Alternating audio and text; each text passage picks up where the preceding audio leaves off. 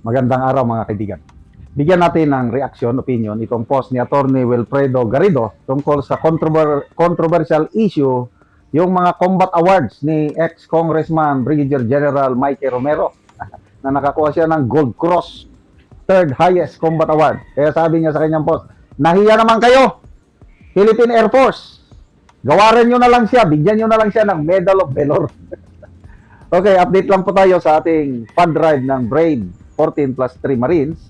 Nakaipon na naman tayo sa GCash ng 102,000 pesos. Kaya, deposit na natin sa araw na ito sa kanilang bank account. Yung unang naipadala o nai-deposit para sa kanila, excuse me is 630,000 pesos. Kaya, salamat po sa mga voluntaryo, walang sawang tumutulong sa Brave 14 plus 3 Marines. Ito po ang ating GCash number, 0966-265-8480. Excuse me. Ang pangalan is Ivan Henry Sibog. Echo Victor Alpha November, yan ang Ivan. Sibog, Sierra India Bravo Uniform Golf. Sa nakatira sa abroad na magpadala sa GCash, ang city address niya is Cagayan de Oro City. Yung street naman is Barangay Patag. Okay to, si Attorney Wilfredo Garrido, isa sa mga hinahangaan kong abogado na nagbibigay ng kanyang opinion sa nangyayari sa politika. Sabi niya dito, yung last part ng kanyang post, nahiya pa kayo! Philippine Air Force, sana ginawaran nyo pa ng Medal of Valor. So dito sabi niya, who is Brigadier General Mike Romero?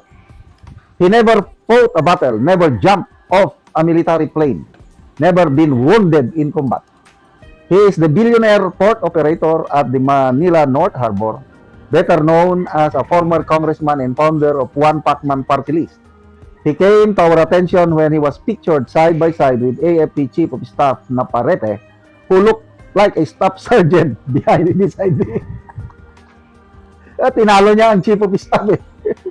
Believe it or not, he, meaning itong si Romero, he is the most decorated man in the military today. Pero nyo, yung layer ng kanyang award is siyam, 9 layers. Ang layer sa awards ni AFP Chief General Naparrete is 8. Ang layer ng award ko is only 5. Ako, 34 years ako, laking Mindanao, laking field, 5 lang ang layer ng award ko, sa kanya na reserve is siyam. Ano ba yan? He's the most decorated man in military today, a Reserve Air Force Brigadier General with a gallantry award such as the Gold Cross medal that can be earned only in combat, although he never fought the country's enemies, not the Chinese Coast Guard or Navy, not the NPA, not the MNLF or MILF, not even the Abu Sayyaf or the Mautis sa Marawi Seeds.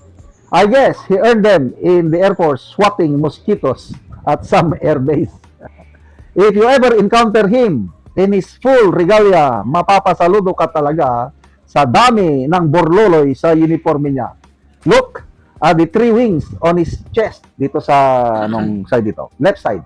Kasi ang awards dito naman yung mga anong tawag, hindi ko na alam anong dito. Look at the 3 wings on his chest. I think they can be earned only by a paratrooper who was parachuted off an airplane in full battle gear multiple times. Daig pa ang isang 4-star general who served with the Army Rangers and earned his combat medals the hard way. Ang ating Chief of Staff. Saludong-saludo tayo dyan dahil talagang he deserved it. Army Scout Ranger yan na talagang how do I call it? Ibinuwis niya ang buhay niya for so many times. Basta Army Scout Rangers ka, yan ang pinaka-the best among our Army soldiers. Nahiya pa kayo, sabi niya, Philippine Air Force. Sana ginawaran nyo pa ng Medal of Valor. Ano ngayon? Anong sabi nitong Air Force? I-review daw nila ang kanilang policy. So, tumi nakakadismaya.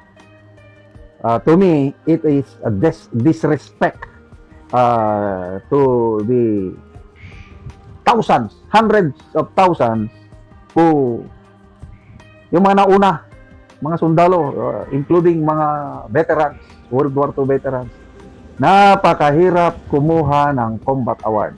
Yung mga administrative award, okay lang yun. Mamaya, pag-usapan natin ano yung mga awards niya. Pwede. Parang meron siyang gawad sa kaunlaran. Pwede yun.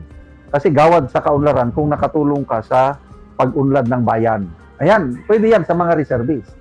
Kaya lang yung kanyang Gold Cross, third highest combat award. Ako nga, with my 34 years in the military service, halos lahat Mindanao ang aking I grew up from a platoon leader, company commander, battalion commander, brigade commander.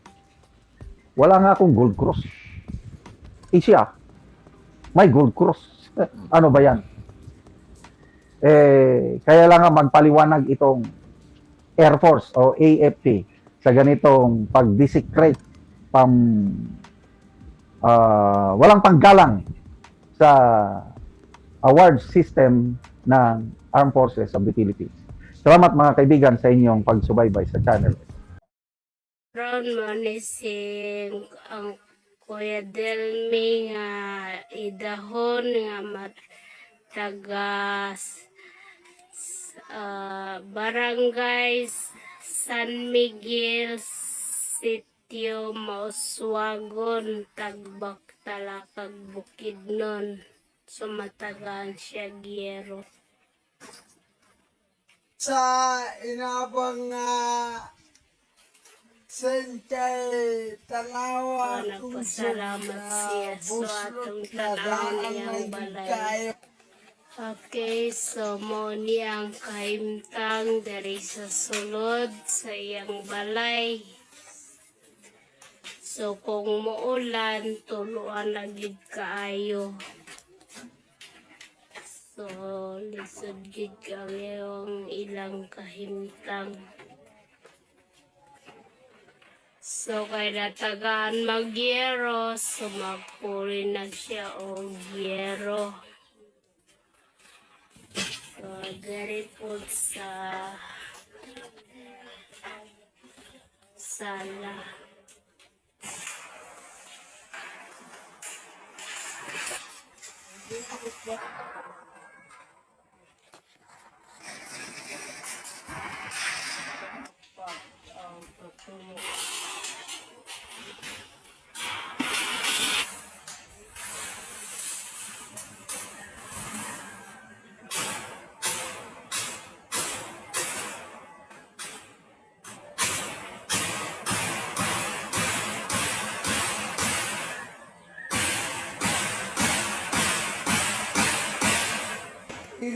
Karon humana ang yero nga nahatag ni Kuya so napulo ni Kadijis ang nahatag sa iyang yero. So na humana gyud og taon ang yero. So karon Kuya, unsay imong masulti nga nahumanag yun o atop ang imong balay nga natagaan yun kag yero. ada ko gid kayo akong pasalamat sa Ginoo kay nahatagan ko ginabang nasin. Kay ang akong ato na yun kaya na tuluan na ulan. So pila na ni katuig Kuya ang imong balay? Na yun dugay na kayo kay tanawa rin na kay ka. So mga 5 years na niya ang imong balay Kuya katuig. 5 years na yun ni ka tuig akong balay basta man O, so na kay anak ko